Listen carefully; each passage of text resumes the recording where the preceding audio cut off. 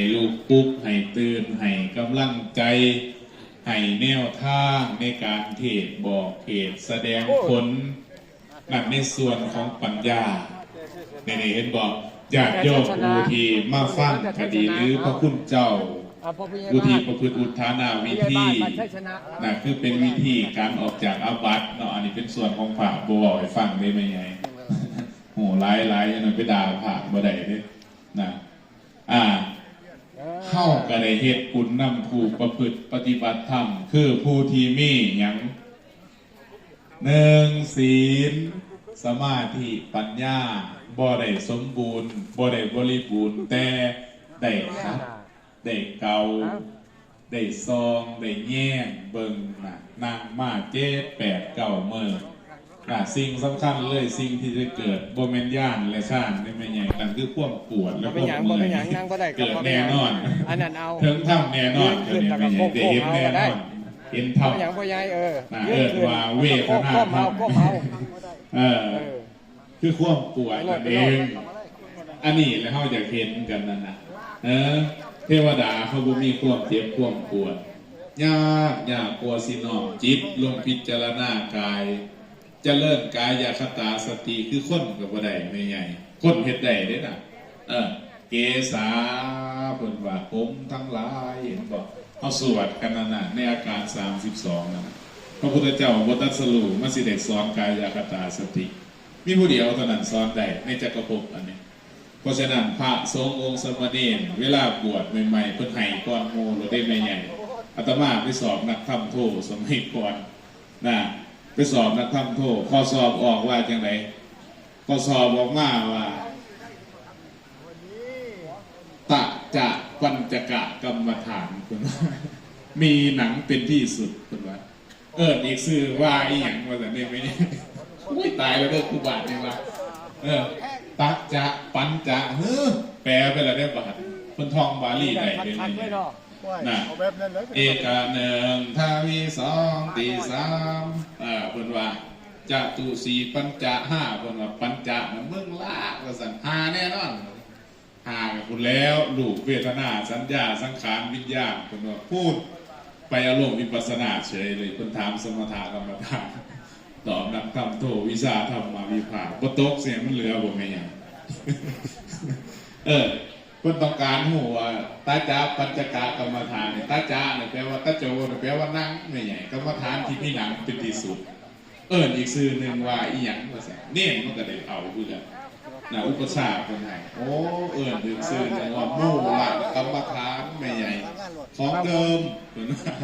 ของเก่าของเดิมมู่กรรมฐานนั่นเองนะเพราะฉะนั้นเนี่ยเข้าพิจารณามากคือกันเบิดอัตภาพร่างกายของเฮา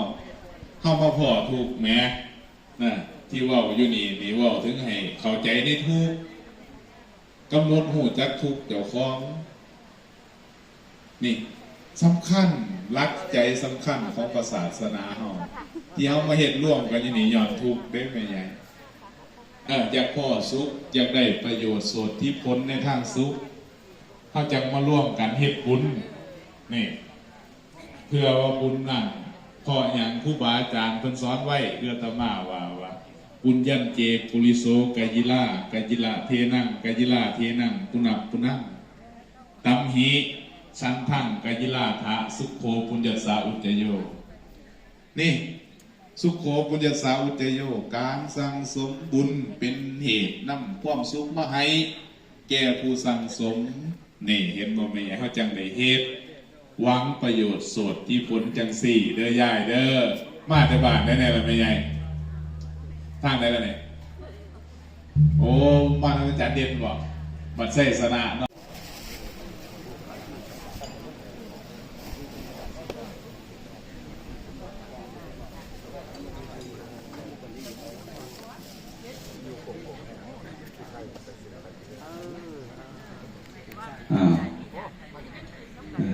ลูกกำเด้อก็หน่อย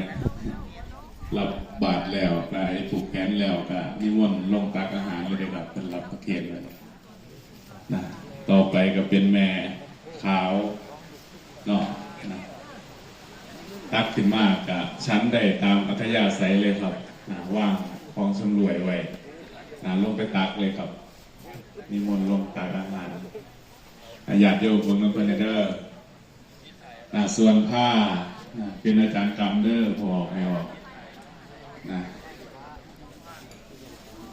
อายุไปโหลดครับยกไปโหลดละไม่ใหญ่กระถาจะข้าวจะน้อยสิเด็กเป็นมาผูกแขนหลวงพ่อรับของช่ำรวยน้ำโนไม่ใหญ่เนาะพอดีงานการธนคุณด้วยเจตนาก็ดีด้วยเจตนาก็ดีไม่ได้เจตนาก็ดีไม่ได้เจตนาก็ดีต่อหน้าก็ดีต่อหน้าก็ดีรับหลังก็ดีรับหลังก็ดีบาปเป็นหมื่นแสนเท่าบาปเป็นหมื่นแสนเท่าบาปเป็นเก่าแสนปีบาปเป็นเก่าแสนปีบาปเป็นแรกแค่ปีนี้บาปเป็นแรกแค่ปีนี้เดือนนี้อาทิตย์นี้วันนี้ขอหลวงพ่อพระครูจงขอโทษให้แก่พวกข้าพเจ้าทั้งหลายอันหนึ่งบาปกรรมที่พวกข้าพเจ้าและหลวงพ่อพระครู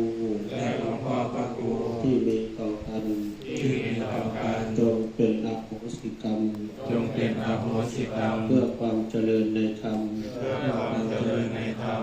ของพระผู้มีพระภาคเจ้าตราบเท่าเข้าสู่พระนิพพานทุกท่านทุกลูกเถิดมหาเถเรปมาเทนะทวารัตเยนะกตังสัมพังอัปปราทังสมะตุโนพันเตมหาเถเรปมาเทนะทวารัตเยนะกตังสัมพังอัปปราทังสมะตุโนพันเตมหาเถเรปมาเทนะทวารัตเยนะกตังสัพพังอัปปราทังธรรมตุโนพันเต